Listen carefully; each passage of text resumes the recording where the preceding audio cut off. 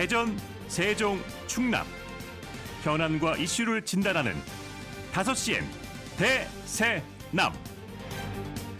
안녕하십니까. 5시엔 대세남 김영철입니다. 옛 대전부청사가 52년 만에 대전 시민의 품으로 들어왔다는 반가운 소식입니다. 옛 대전부청사는 1937년에 건립된 대전의 첫 시청사로 해방 후에는 미 군정청으로 사용이 되고 1959년 시청이 대흥동으로 이전하면서부터는 대전 상공회의소로 활용되다가 1966년 민간이 매입하면서 수차례 소유주가 바뀌고 오피스텔을 신축하는 건축 계획이 접수되는 등 사실상 존폐 위기의 순환을 겪어왔습니다. 그러다 민선 8기 출범과 함께 근대 대전의 핵심 행정시설, 문화재적 가치가 높은 근현대 건축유산 전수조사를 추진해 매입이 결정됐고 이틀 전 그 결실을 맺게 됐습니다. 앞으로 옛 대전부청사는 미디어 아트와 설치미술, 지역 작가와 청년 작가의 전시관, 부청사 기록실과 대전 역사관, 그리고 공연장 등 지역 문화예술을 활성화하는 거점으로 활용될 예정이라고 합니다. 앞서 대전에서 가장 오래된 근대 주거 건축물이었던 대흥동 뾰족집이 사라졌고 한때 대전시의 공관으로도 사용됐던 대전의 가장 오래된 극장 건물인 중앙극장이 헐리고 중앙로 내거리의 랜드마크였던 옛 한국은행 대전지점 건물이 철거된 뼈아픈 기억을 돌이켜볼 때 대전시는 140만 대전 시민들에게 옛 대전부청사라는 유산뿐만 아니라 자긍심과 희망을 함께 안겨줬습니다. 녹록치 않은 과정을 거쳐 다시 품에 안은 유산인 만큼 부디 잘 복원하고 보존해서 대전시의 오래된 미래가 내내 안녕하기를 바랍니다. 오늘 방송은 사전 제작된 녹음 방송입니다. 방송 시점에는 관련 내용이나 상황이 달라질 수 있다는 점 청취자 여러분께 양해 말씀드리면서 5월 31일 금요일 5시엔 대세남 시작합니다.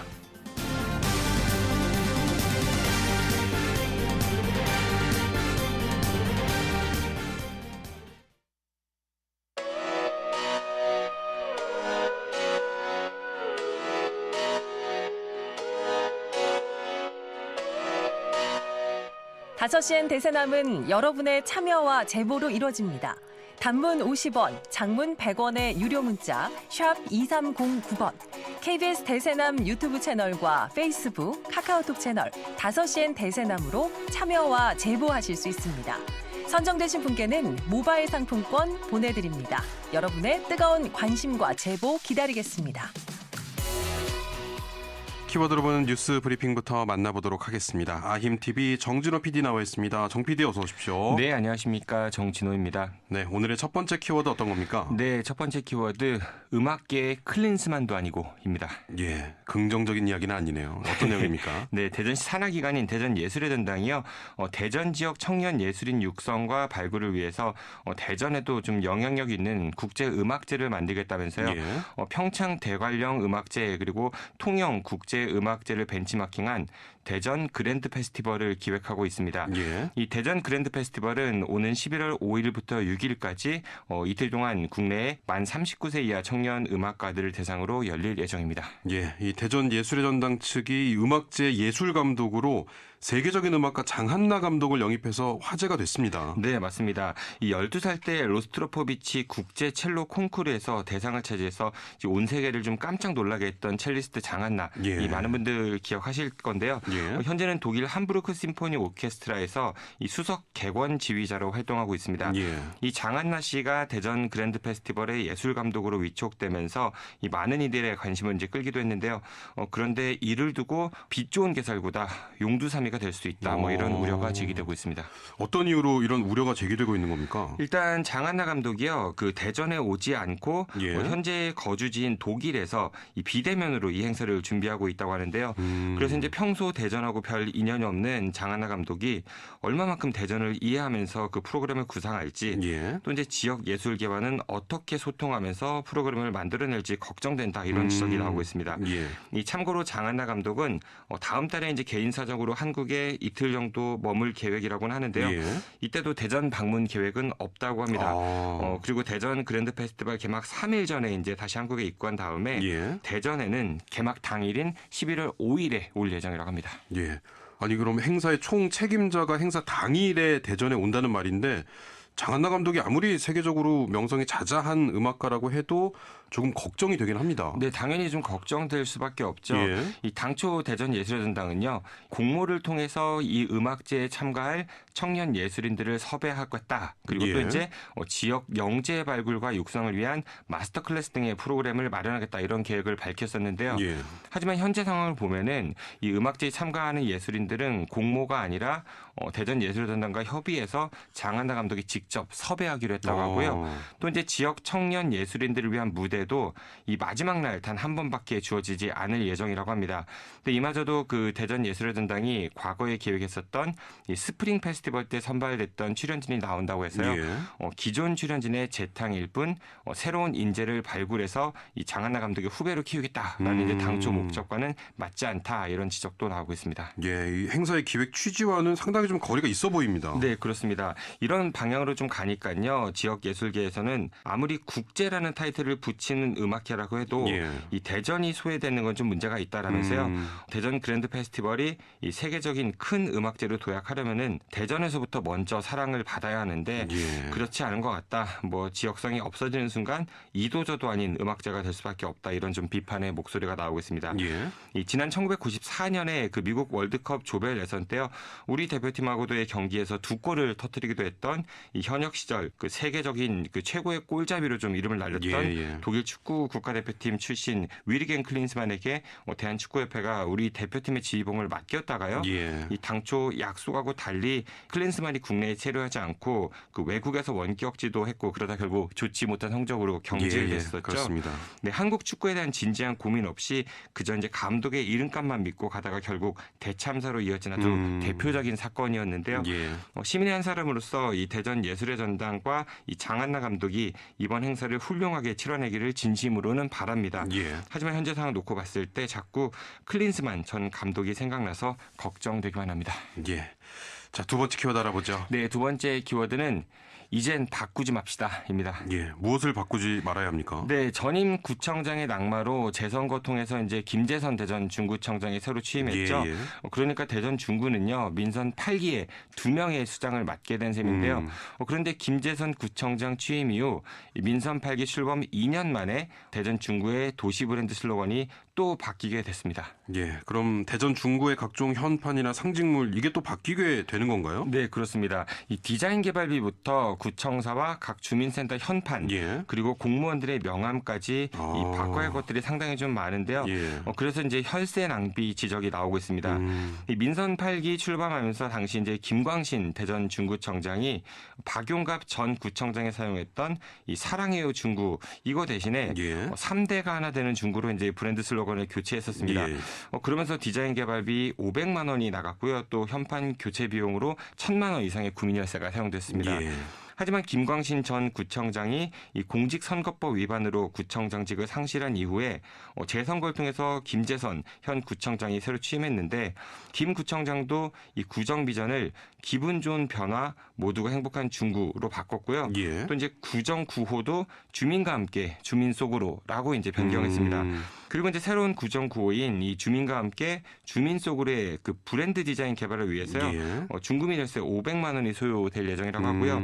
여기에 이제 앞선 사례처럼 구청사를 비롯한 중구 산하기관 건물 현판 이건 물론이고 예. 이 공무원들의 명함, 구정 홍보물 등에도 이 새로운 디자인을 적용할 예정이라서 또다시 수천만 원의 구민혈세가 사용될 것 같습니다. 예, 물론 뭐 새로운 단체장이 취임하면서 자신의 철학이 담긴 구호나 슬로건 이런 것들을 내세울 수는 있지만 하지만 이렇게 단체장 바뀔 때마다 수천만 원의 혈세를 사용하면서 홍보물까지 바꿔야 되는지 뭔가 좀 다른 대안은 없는지 이것도 궁금합니다. 네, 이 단체장 바뀔 때마다 이렇게 모든 현판, 뭐 홍보물 바꾸는 거 이거 정말 좀 쓸데없는 낭비라는 생각밖에 들지 않는데요. 예. 그보다는 뭐 시민들과의 공론 과정을 거쳐서 이 하나의 그 브랜드 슬로건을 정하고 이를 조례로 좀 명문화한 다음에 지자체 상징물로 활용하면 예. 되지 않을까요? 그렇게 오래 활용하면서 이제 도시의 상징으로 또 이제 자리매김할 수도 있는 예. 거고요. 대신에 이제 단체장의 시정 뭐 혹은 구정 슬로건 슬로건은 이 부수적으로 활용해서 뭐 현수막 같은 좀 상대적으로 비용이 덜 드는 방향으로 홍보하는 게 어떨까 싶은 생각이 들기도 합니다. 예, 이것도 뭐 좋은 방법 같습니다. 그런데 지자체마다 상징물을 조례로 규정해 놓고 있지는 않습니까? 그건 좀 지자체마다 다른데요. 예. 일단 대전의 5개 자치구 가운데 이 브랜드 슬로건을 도시 상징물에 포함하면서 이제 추가, 변경, 폐지 관련 규정 이걸 조례로 명시한 곳은요. 대덕구가 유일합니다. 예. 대덕구는 조례 관련 그 사항을 명시해 두면서요. 이 상징물을 추가하거나 변경 혹은 폐지하고자 할 때에는 구청장이 반드시 국민 의견을 수렴해야 한다 이렇게도 명시해 놓았습니다. 예. 하지만 동구와 서구나에 관련 조례가 없고요. 예. 중구는 이 상징물 조례에 상징 문양, 뭐 꽃, 나무, 새 그런 건 규정해 놨는데요. 예. 도시 슬로건 관련 규정은 없고요. 유성구는 슬로건을 상징물에 포함해 놓긴 하지만요. 예. 이 변경과 관련된 별도의 절차에 관한 규정은 따로 명시하지 않고 있습니다. 예, 이게 지자체마다 사정이 다 다르군요. 네, 그렇습니다. 이 민선 8기 들어서면서 대전시도 이제 기존 조례에 명시됐던 이 도시 브랜드 슬로건 그 대전 이주 대신에 인류 경제 도시 예. 그리고 이제 색깔은 이장우 대전시장의 소속 정당인 그 빨간색으로 모두 교체를 했죠. 그렇습니다. 이 단체장 바뀔 때마다 이 시민 열세 들여서 민생과는 밀접하지도 않은 이런 상징물 교체하는 거 이거는 뭐 시민을 위한 행정이라기보다는요 단체장의 치적 홍보를 위한 수단에 더 가까워 보이는데요. 제발 이런 좀 쓸데없는데 아까운 시민 열세가 낭비되지 않았으면 좋겠습니다. 예. 오늘 소식 여기까지 듣겠습니다. 키워드로 보는 뉴스 브리핑 아힘TV 정진호 PD였습니다. 고맙습니다. 고맙습니다.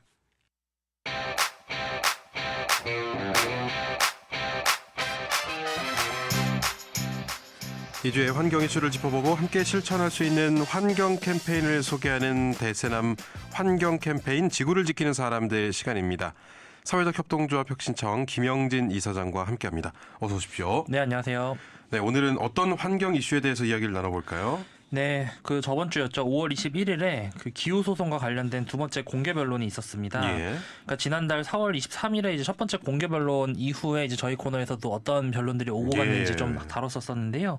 오늘은 이제 지난 두 번째 공개 변론 때 어떤 얘기들이 오고 갔는지도 좀 얘기를 나누고요.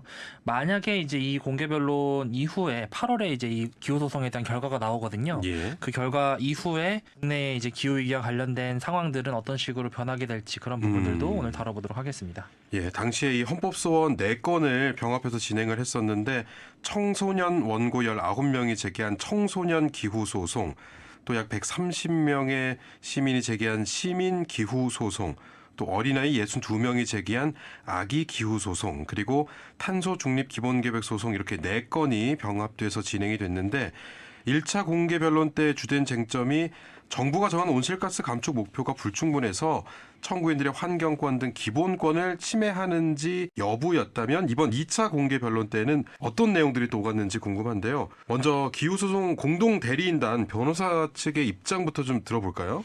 전반적인 내용들은 양측 모두 이제 첫 번째 공개 변론에서 조금 더 디테일하게 가는 그런 변론들이 거의 오고 갔었습니다. 예. 그러니까 청구인단 같은 경우는 2030년까지가 이 기후 위기를 막을 수 있는 마지막 기회라는 얘기도 했었고요. 그리고 실제로 저희가 많이 참고했었던 그 IPCC의 감축 경로를 보면은 예. 우리나라의 감축 목표가 실제로 국제사회 기준에 적합하지 않다라는 이런 얘기들도 많이 합니다. 그러면서 이제 독일 헌법재판소에서 예. 2021년에 이제 연방기후보호법에 대해서 그 일부 위헌 결정을 내렸는데 그 사례도 얘기를 했거든요. 예. 예. 그때 이제 위헌 결정이 나왔을 때 그 독일 헌법재판소에서 꺼내든 개념이 이시적 자유권이라는 개념을 꺼냈습니다. 예. 그러니까 이 얘기가 어떤 얘기냐면은 서로 다른 시대의 자유권이라는 얘기거든요. 그러니까 지금 이제 그 국가가 기후 위기를 적극적으로 막지 않으면은 예. 지금보다 미래에서 살게 될 이 시민들의 자유권을 더 많이 침해하게 된다라는 그런 개념입니다. 그러니까 미래 세대에게 더 큰 부담을 안겨서 그들의 자유권을 더 심각하게 훼손시킬 수 있다라는 개념인데 예. 그런 측면에서 이제 청구인단 같은 경우는 지금의 이제 기후 위기를 막는 것에 대한 국가적 역할들의 중요성을 조금 더 어필했다고 보시면 될 것 같습니다. 예. 그러니까 지금 이대로 가면 나중에는 분명히 더 큰 피해를 우리 후손들이 보게 될 것이다라는 이야기와 함께 정말 지구 환경이 심각한 위기 상황이다 이런 생각이 들 수밖에 없는 이야기들이 오갔는데 그렇다면 이해관계인 측 입장은 어땠습니까? 그러니까 이게 청구인단도 그렇고 이해관계인 측인 이제 그 정부도 그렇고 예. 어쨌든 양쪽 다 기후 위기가 심각한 상황이고 그것에 대해서 정부가 적극적으로 역할을 해야 된다라는 것에는 어쨌든 둘 다 동의를 하고 있는 겁니다. 예. 그런데 그 정부 측 같은 경우는 우리나라의 여러 재반 상황들을 고려했었을 때 우리나라는 어쨌든 최대한 그 상향된 목표치를 제시를 했고 예. 그것에 대해서 최선을 다하고 있다. 그래서 이게 위헌 결정까지 가는 것은 너무 어렵다. 뭐 예. 이런 측면들입니다. 그러니까 그 정부 측에서 주로 얘기하는 거는 예.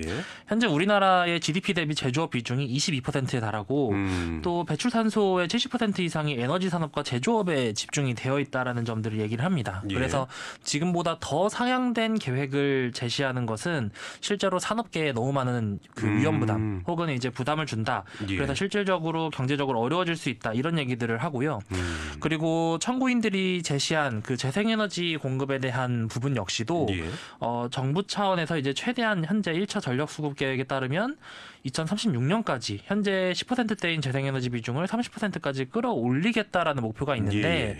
그런 것들을 고려했었을 때 어쨌든 현재 주어진 여건에서 최선을 다하고 있다 이런 이제 변론을 한 것입니다. 그래서 예.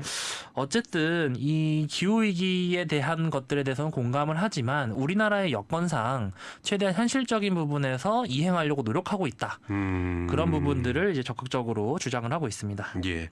그러니까 지금 우리나라가 돌아가고 있는 우리나라가 구성하고 있는 산업 생태계 속에서는 최선의 지금 목표와 방향성을 가지고 가고 있다는 게 정부의 네. 입장인 것이고. 맞습니다. 근데 우리나라가 이렇게 좀 GDP 대비해서 제조업 비중이 좀 높기 때문에 이걸 좀 단기간에 감축하기는 어려울 것이다. 이런 이야기인데 이게 정말 그런 것인지 감축 목표를 만약에 조정을 실제로 하게 되면 산업계에는 어느 정도의 영향을 미치게 되는 것인지 뭐 이런 것도 좀 조사가 된 게 있습니까? 사실 이제 구체적으로 막 예. 어떤 그 객관적인 지표로서 조사가 된 것은 아직까지는 없습니다.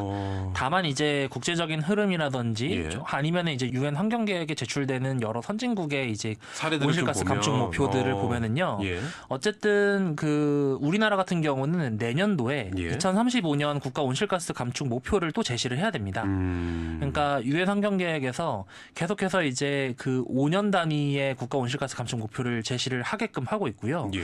당사국들이 계속해서 제시를 해야 되는데 이 원칙 중에 하나가 과거의 목표보다는 조금 더 나아가야 된다라는 목표를 제시를 하고 있습니다. 그러니까 예를 들어 우리나라 같은 경우는 2018년도 대비 2030년도까지 그 탄소 배출량을 40% 감축하겠다라는 예. 목표를 제시를 했는데 2035년을 따지면은 그 40%보다 더 상향된 목표를 제시를 해야 된다는 거예요.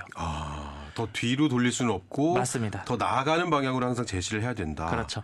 근데 그랬을 때 이제 우리나라 같은 경우는 2035년 기준은 한 55%까지를 하는 예. 것도 굉장히 부담된다라고 얘기를 하는데 문제는 이제 우리나라와 함께 이제 선진국 반열에 있는 그런 예. 국가들 같은 경우는 최소한 이제 2035년에 60%까지의 감축을 얘기를 합니다. 우리나라가 최선이라고 최대치라고 생각하는 55%보다도 더 높은 수준을 지금 제시할 예정입니다. 것으로 예정이 되어 맞습니다. 있군요. 근데 이 얘기 어떤 얘기냐면은 실제로 대부분의 국가들에서 제조업이라고 하는 비중은 절대 낮지가 않습니다. 예, 예. 대체로. 왜냐하면 어쨌든 삶의 근간을 만들어내는 그런 부품들을 만들어내는 거니까요. 예. 그리고 실제로 에너지 산업 같은 경우도 데이터 영역이라든지 혹은 앞으로의 AI 영역 같은 경우도 에너지를 굉장히 많이 쓰는 영역이죠. 그러다 보니까 어느 국가든 간에 이 산업계가 이런 이제 유엔 환경계획에서 제시하는 여러 가지 온실가스 감축 목표들을 달성하는 것은 어느 국가든 다 어려운 상황인 거예요. 예.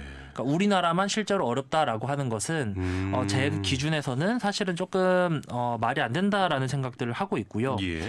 그리고 정부 측에서 자꾸 얘기하는 것이 긴 호흡으로 어쨌든 2050년까지 탄소 중립을 달성해 나가겠다라는 예. 얘기를 하는데 많은 환경과 관련된 전문가들이 얘기하는 거는 그 환경과 관련된 온실가스 배출량을 가장 쉽게 줄일 수 있는 시기는 바로 초기 시기라는 겁니다. 뒤로 갈수록 더 줄이기가 어려워지는 그렇죠. 거군요. 그러니까 제가 자주 하는 표현들이 있는데 예. 우리가 다이어트를 할 때도 처음에는 살을 쉽게 뺄 수 있지만 어느 정도 살을 빼고 나면은 그 예. 다음부터는 1kg, 2kg 빼기도 굉장히 어렵잖아요. 정말 약간 짜내기의 개념이 맞습니다. 되니까요. 네. 예. 근데 탄소 중립으로 가는 영역 역시도 마찬가지인 겁니다. 그러니까 지금같이 무분별하게 탄소를 배출하고 있는 시기에 가장 탄소 배출량을 쉽게 줄일 수 있는 시기인 시작인 거고요. 예. 어느 정도 줄이고 난 다음부터는 정말로 최선을 다해야 간신히 줄일 수 있는 시기가 그 후반기인 거거든요. 예. 근데 그렇게 따졌을 때 가장 탄소 배출량을 쉽게 줄일 수 있는 지금의 시기에 예. 그 노력을 게을리한다라고 하는 것은 아까도 잠깐 말씀드렸지만 미래 세대에게 더 많은 부담을 지우게 한다라는 예. 그런 주장들이 제 개인적으로는 더 설득력이 있는 것 같습니다. 예. 근데 이제 우리나라 같은 경우에는 탈탄소가 좀 어렵다고 평가가 되고 있는 철강, 뭐 시멘트, 석유화학 이런 산업들이 주를 이루고 있기 때문에 좀 산업을 구조 조정하는데 시간이 필요하다. 아까 정부 입장에서도 네. 얘기했지만 시간이 필요하다. 근데 이 시간이라는 건 모두 다 같이 흘러가기 때문에 과연 지구의 시간은 얼마나 남아 있느냐 이것도 고려를 해봐야 될 것 같은데요. 그렇죠. 근데 사실은 이제 지구의 시간이 얼마나 남았냐라는 예. 표현보다는 저는 인간의 시간이 얼마나 남았냐. 그러니까 지구는 결국 행성이기 때문에 사실 상관이 없거든요. 예. 근데 사실은 인간들이 안전하게 살 수 있는 시간은 얼마 남지 않은 거죠. 아하. 그렇게 따졌을 때 사실은 2050년이 굉장히 먼 기간인 것 같지만 예. 제가 올해 33살이거든요. 예.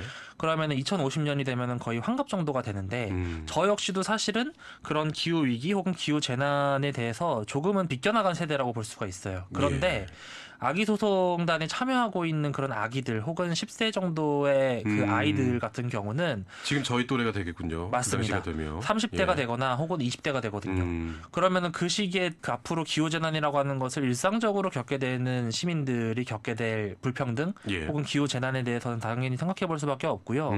또 하나는 우리나라가 이제 철강이나 석유화학과 관련된 예. 산업구조에 집중하고 있다고 하는데 이 영역이 앞으로 기후위기가 일상화된 시기에서는 어쨌든 경쟁력을 점점 잃어갈 겁니다. 그런 시기에 앞으로 우리나라 같은 경우는 어떤 산업에 집중해야 하는가라는 고민들을 했었을 때 예. 저는 정부 측도 예를 들어서 얘기를 할 때 우리는 이제 철강이나 시멘트 혹은 석유화학에 집중되어 있기 때문에 어렵다. 예. 시간이 좀 필요하다. 네, 어렵다. 하는 것도 일견 맞다고 생각이 되는데 그 얘기가 더 설득력이 있으려면은 예. 그렇지만 이것들에 대해서 어떤 경로로 탄소 배출량을 감축해 나가고 또 어떤 경로로 산업 구조 조정을 해 나가겠다라고 하는 중장기 로드맵을 같이 제시하면서 이 변명을 하면 저는 그 설득력이 있다고 생각이 되는데 예. 문제는 그 중장기적인 산업 구조 변경에 대한 로드맵이 없다라는 거예요.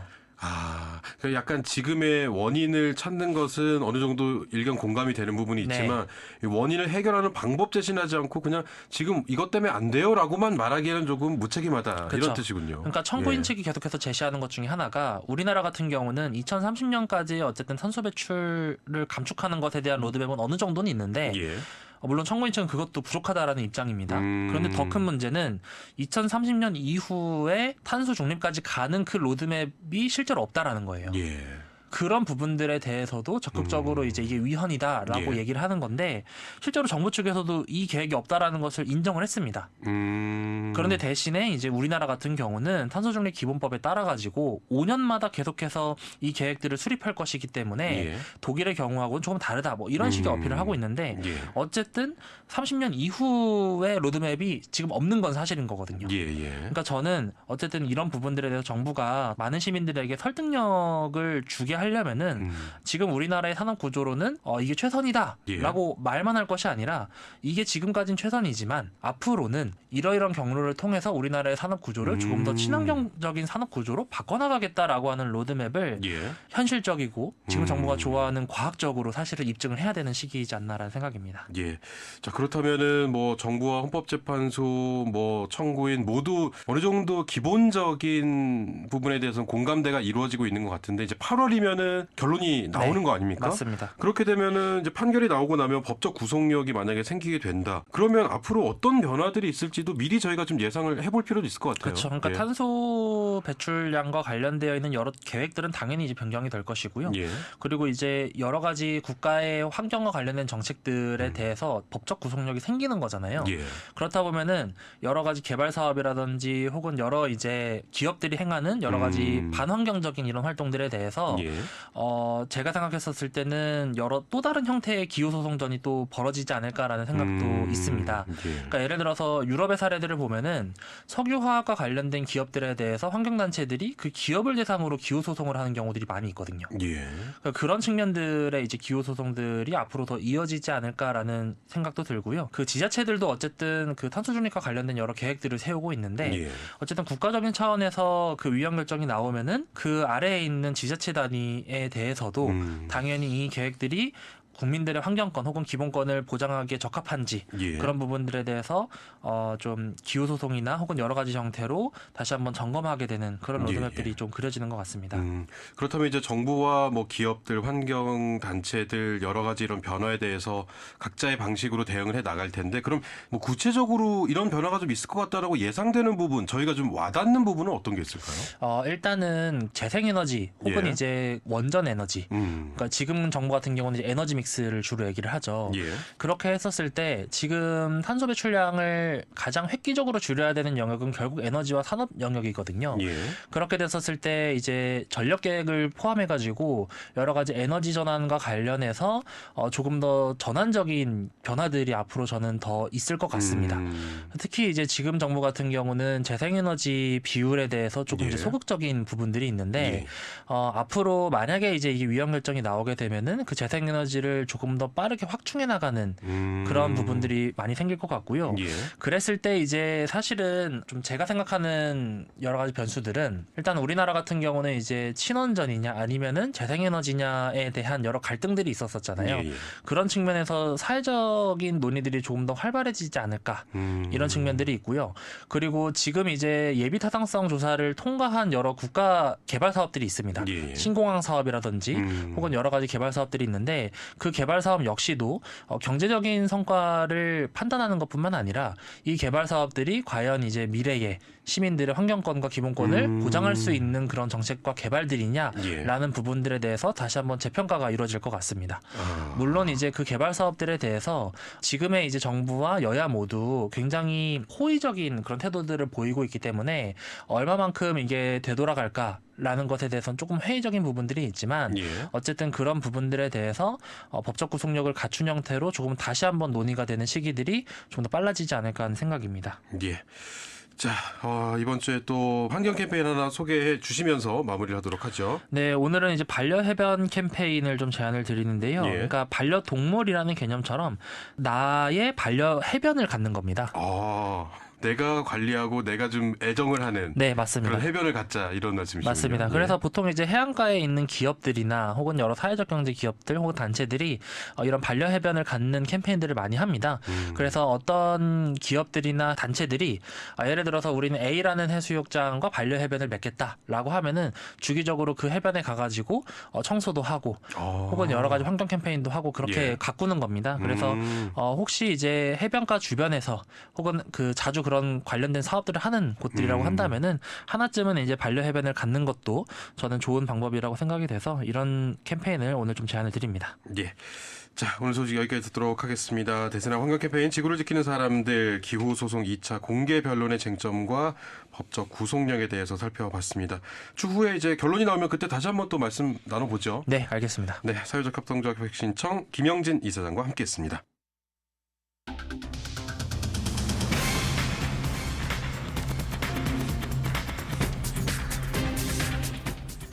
다섯 시엔 지역의 이슈와 현안을 진단합니다. 5시엔 대전, 세종, 충남 지역민의 목소리를 듣습니다. 5시엔 시사라디오, 5시엔 대세남이 있습니다.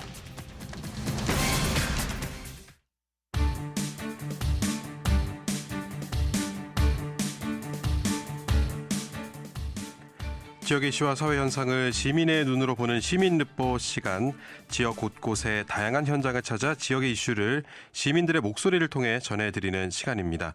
3명의 청년 아나운서들과 함께 하고 있는데요. 오늘은 오채연 대전 청년 아나운서와 함께 하겠습니다.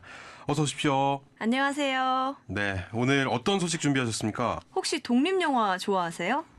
저는 아이를 낳고 영화관에 가본 지 너무 오래돼가지고 독립영화는 약간 찾아봐야 돼가지고 쉽게 접하지는 못하는 것 같아요. 채연 씨는 어떻습니까?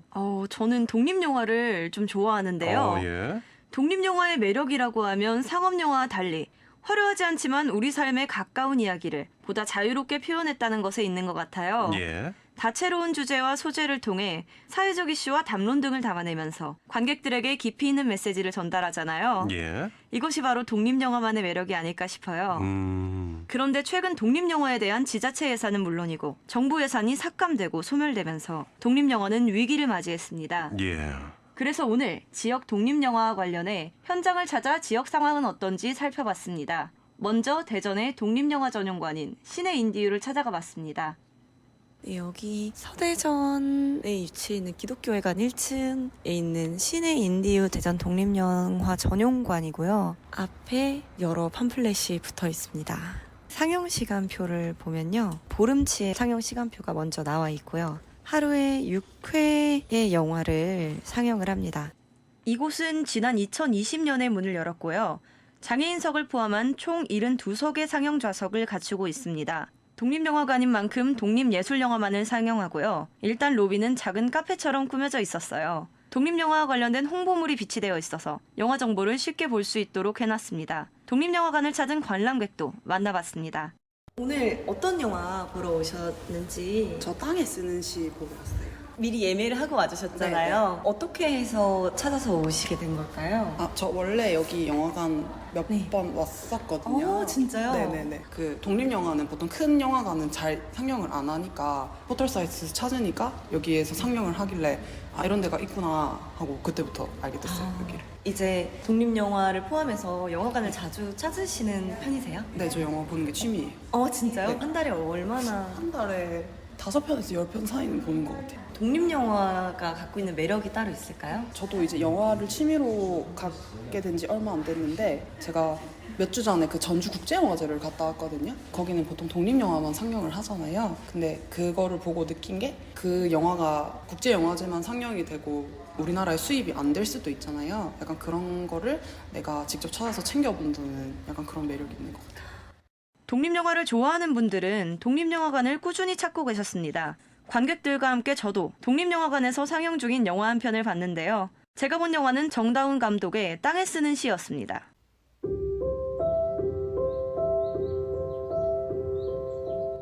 겨울은 겨울대로 할 일 있고 이른 봄은 이른 봄대로 할 일 있고 시든 꽃도 잘라줘야 되고 씨앗도 받아야 되고 보통 한 5시면 일어나가지고 아침에 한 3시간 일하고 그 다음에 대충 정리해가지고 회사 갔다가 별일이 없으면 일찍 들어와서 옷만 갈아입고 일하고 어두워지면 집안에 들어오는 걸 원칙으로 해.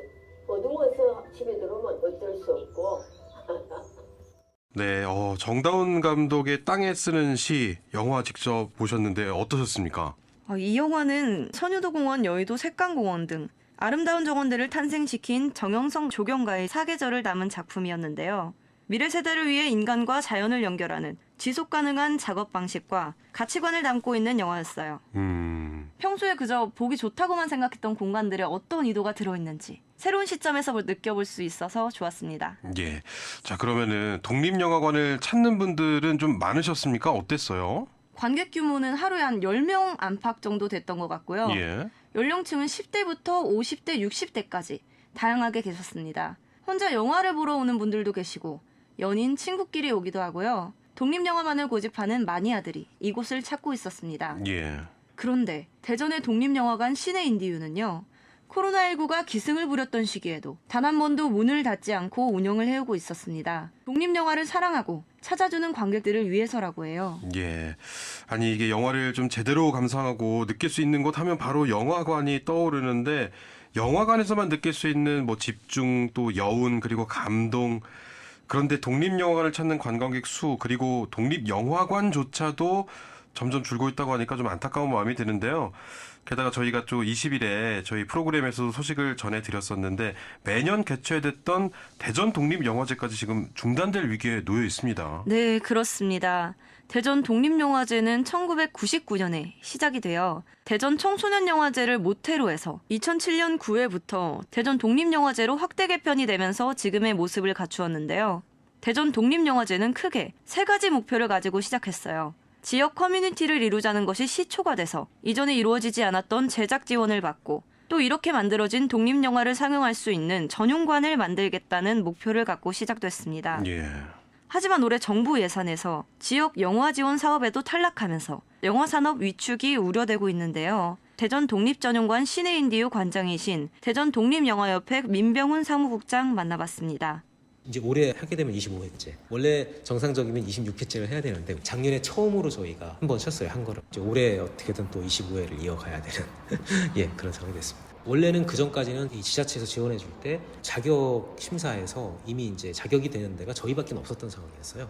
지역에서 유일하게 영화제를 계속 꾸준히 해왔으니까 영화제가 실은 그 사이에 늘어났거든요. 저희가 처음으로 이제 작년에 떨어진 상황이 됐고, 뭐 저희로서는 이제 올해는 이제 과연 어떻게 될 것인가 굉장히 조마조마하게 지켜볼 수밖에 없는 상황이죠. 영화진흥위원회는 국비를 바탕으로 한 올해 국내 및 국제영화제 지원 사업비를 기존 52억 원에서 25억 원으로 무려 27억 원이 줄었습니다.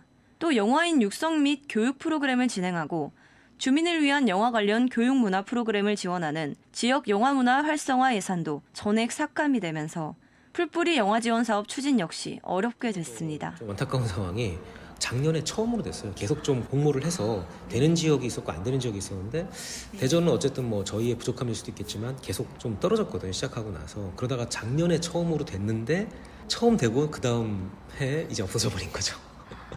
이제 지속해 나가야 되는데 이제 그런 상황에 처하게 된 거죠. 좀 안타까움이 많으시겠어요, 이런 거. 아무래도 뭐 그럴 수밖에 없죠. 그리고 이제 영화제도 나름 타격은 있는 거죠. 왜냐면은 영화제는 지역 자체 이제 공모 예산이 있고 거기에 플러스해서 그 영진이에서 국내 영화제 지원 사업이라고 해가지고 지원받을 수 있는 게 또 있었거든요. 그 국내 영화제 지원 사업도 대폭 삭감이 됐어요.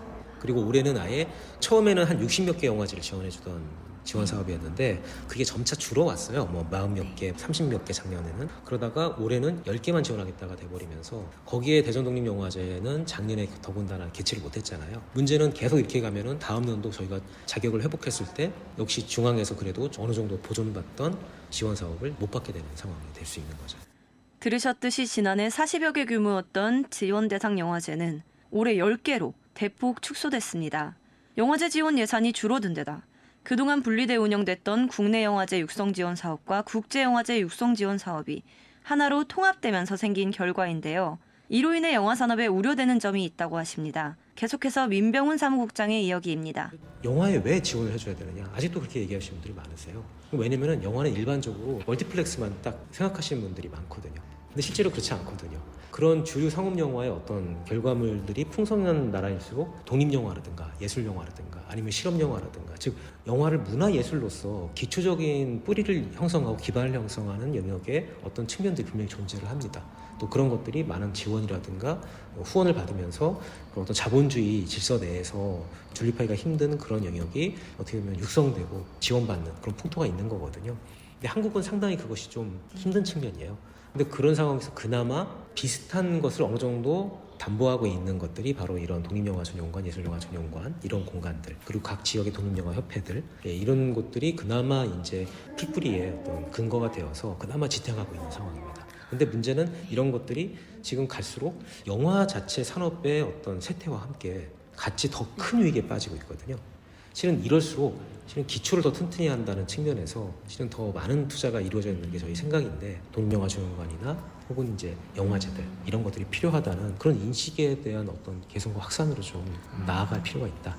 예, 이렇게 풀뿌리로 문화를 일궈왔던 지역 독립영화제들보다 대규모 영화제에 초점이 맞춰지고 있다는 것, 이게 안타까운 상황인 것 같습니다. 네, 그렇습니다. 그럼에도 불구하고 지역 독립영화제에 대한 지원을 왜 지속적으로 이어가야 하는 건지 들어봤습니다. 저희가 소위 말해서 대중성을 확보하지는 못했어요. 그냥 어렵사리 그냥 존재 의의를 갖고 개최를 이제 계속 지속해왔다는 것뿐이지 그것이 대전의 어떤 그 시민들한테 적극적으로 이제 홍보가 되거나 많이 알려지거나 호응을 얻는 상황은 아니었던 건 사실이거든요.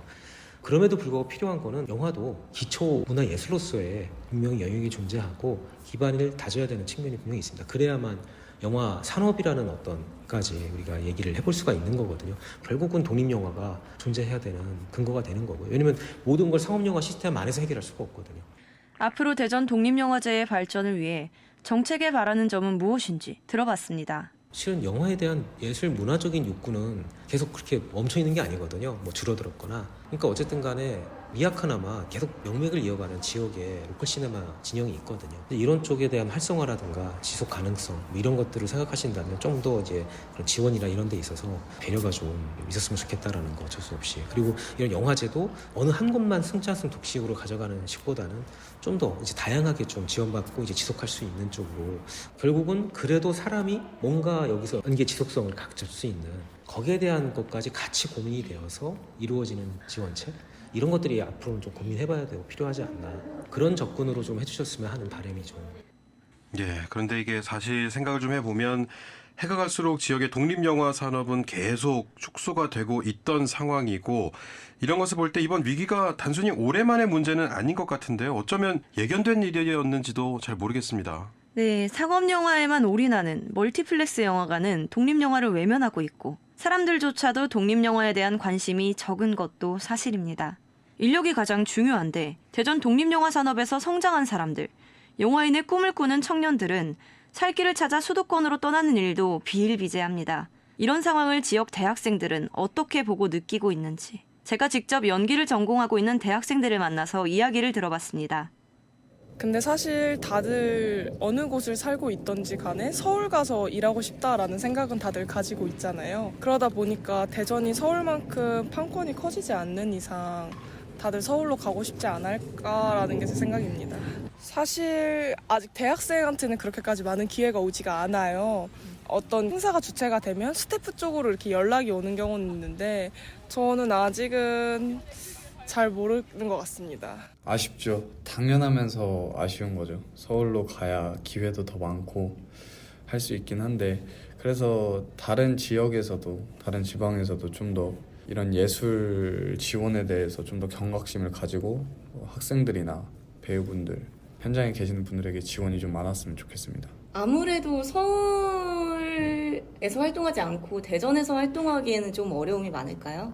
없다면 거짓말이겠지만, 그렇지만 그럼에도 불구하고 열심히 하시는 분들도 계시니까 불가능하다고는 말할 수는 없죠. 그러면 이제 지역 독립영화가 좀 제대로 만들어지고 네. 영화제가 오래도록 유지가 되려면 네. 어떠한 노력들이 필요할까요? 그 부분은 진짜 생각보다 간단하다고 생각하는데 그냥 많이 보여주어야 된다고 생각합니다. 진짜 뭐 많은 예산을 시에서 지원해주는 것도 좋겠지만 그냥 저희가 찍은 영상들을 많은 사람들이 볼 수 있게끔만 해주면 그걸로도 충분히 저희가 행복하게 작업을 할 수 있을 것 같습니다. 뭐 가령 예를 들면 학교와의 어떤 협업을 통해서 좀 더 예술을 하는 학생들이 참여를 하다 보면 그 약간 주변 청년층들도 덩달아서 관심을 가질 수도 있고 그런 부분들이 좀 필요하지 않을까 하는 생각입니다. 미래의 봉준호를 꿈꾸는 사람들에게 관객과 만나는 창이 되어준 지역의 크고 작은 영화제들. 그런데 내년도 문체부 예산안 역시 지역 영화나 영화제를 고려한 예산 배적은 찾아보기 힘들 거란 우울한 전망이 나오면서 영화인들의 고민은 더 깊어지고 있습니다. 이런 분위기, 지역에서 영화를 만드는 분들은 어떻게 느끼고 있을까요? 지역에서 단편 영화를 만드신 김경양 감독을 직접 만나봤습니다. 김경양 감독은 어떤 분이십니까? 대전 지역 출신이신데요. 지역 독립영화 운동에 꾸준히 참여하고 계세요. 예.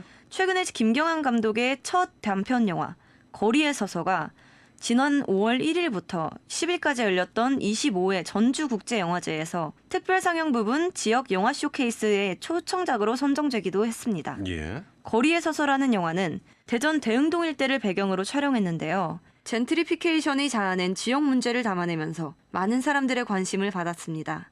이렇게 지역에서 단편영화 감독으로 출발선에 섰는데 대전 독립영화제의 존폐 위기에 크게 안타까워하셨습니다. 김경양 감독의 말씀 들어보시죠. 대전 독립영화협회가 오랫동안 사실 꾸려온 대전 독립영화제를 매년 하는 게 정상적이잖아요.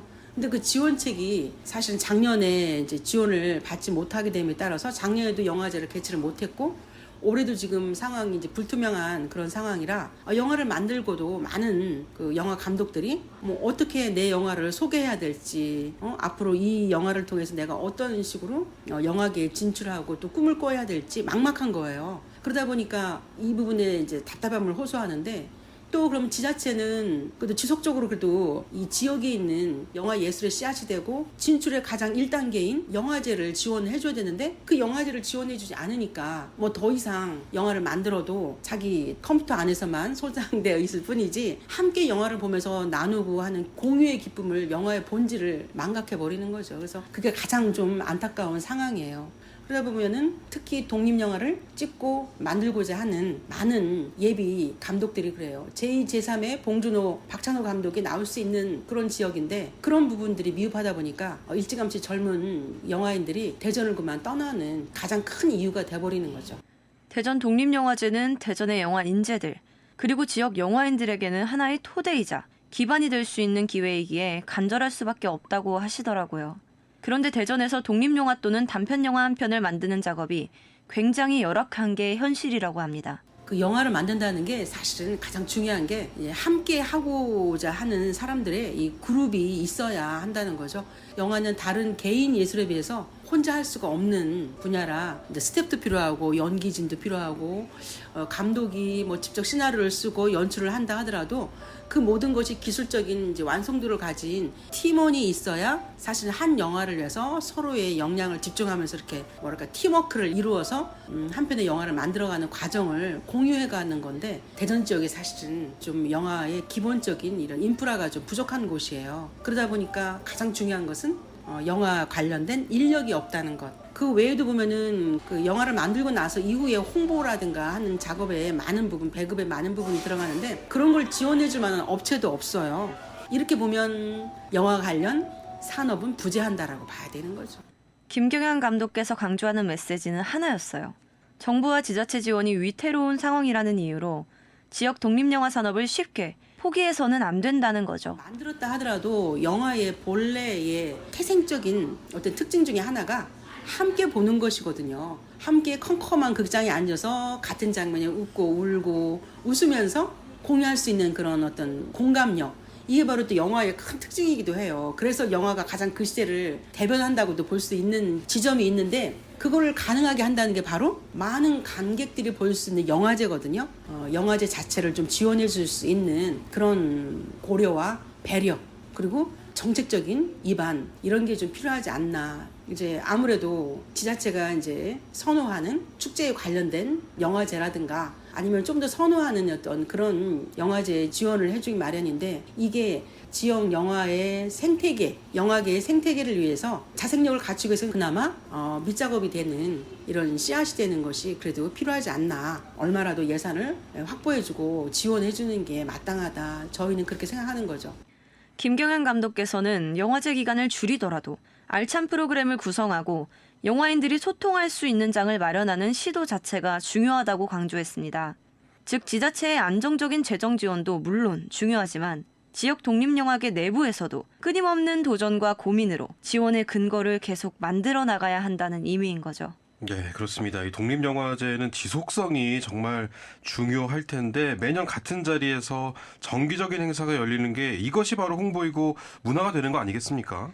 네, 강릉 정동진 독립영화제도 올해 26회째를 맞아 대전 독립영화제와 비슷한 명맥을 이어가고 있는 지역 독립영화제 중 하나인데요. 여기도 올해 국비 지원은 못 받지만 강릉시 지원으로 최소한의 형태라도 유지한 영화제를 진행할 계획이라고 합니다. 예. 전문가들은 이제는 예산에만 얽매일 게 아닌 자생력과 경쟁력을 갖출 방안을 고민해야 한다고 이야기합니다.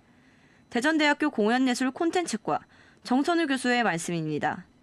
전반적으로 이게 순수 예술 자체가 어려운 거에 사실이에요. 아직도 이제 수도권, 특히 중앙, 서울 쪽으로 몰리는 것이 너무 큰 문제라고 생각하고, 그건 이제 연기하는 사람도 마찬가지예요. 뭐든지 하려면 다 서울을 가야 된다. 그래서 자연스럽게 이제 지역에서 한계를 맞고 있는 거죠. 이 돈이라는 거는 정말 예술계에서는 되게 고질적인 병이라고 저는 생각을 해요. 결국엔 정부 차원에서 또는 기업이나 국민들이 이 장르의 중요성을 인식을 하고 발전할 수 있는 부분들을 지속적으로 만들어가야 되는데 그 관심을 갖기 위해서는 분명 누군가의 피나는 노력과 희생이 따라야 돼요. 그게 현실이에요.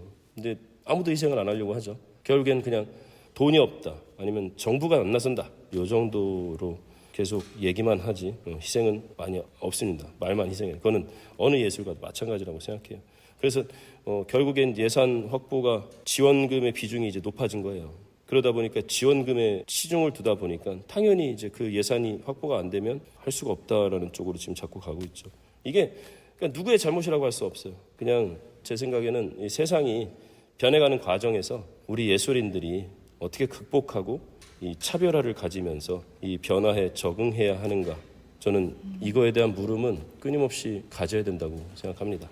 그렇게 영화 문화를 중장기적으로 바라보고 예술적, 실험적 시도를 하는 자세가 필요하다는 이야기를 하셨습니다. 그렇다면 과연 이 독립영화를 우리는 누굴 위해서 하는가를 생각해 봐야 돼요.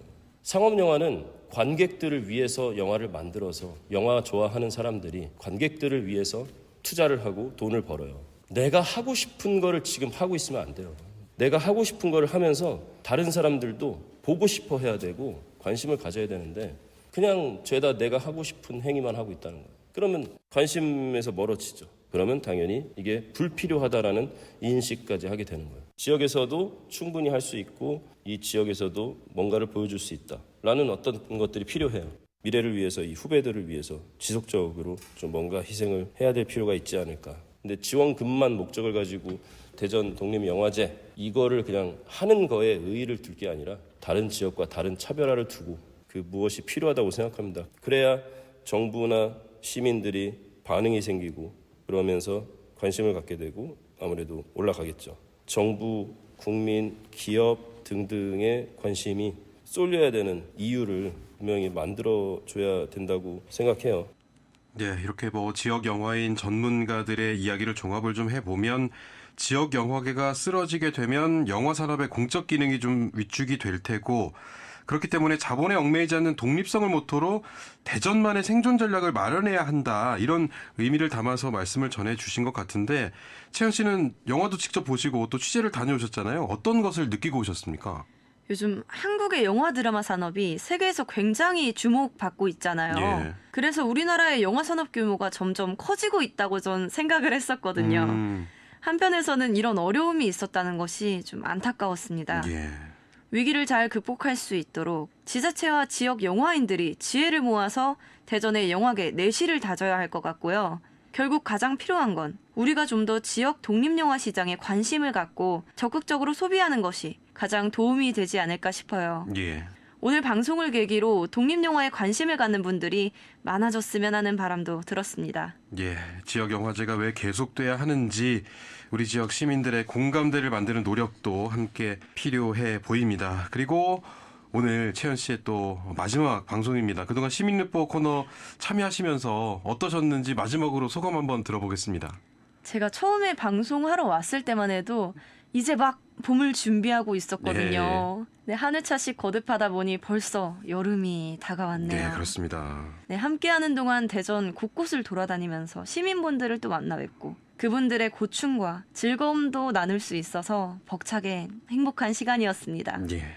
벌써 마지막이라니 너무 아쉽지만 5시엔 대세남에서 함께한 기억으로 앞으로도 세상의 이야기에 더욱 귀 기울이며 다시 인사드릴 수 있는 날을 기대하겠습니다. 그동안 감사했습니다. 네, 채연 씨도 그동안 수고 많으셨습니다. 오늘 시민립보 대전 독립영화제 존폐 위기에 대한 상황을 살펴봤습니다. 대전시 청년 아나운서 오채연 씨와 함께했습니다. 고맙습니다. 고맙습니다. 5월 31일 금요일 5시엔 대세남 여기까지입니다. 이번 한 주도 5시엔 대세남과 함께해 주셔서 고맙습니다. 저는 다음 주 월요일에 다시 찾아뵙겠습니다. 지금까지 김영철이었습니다.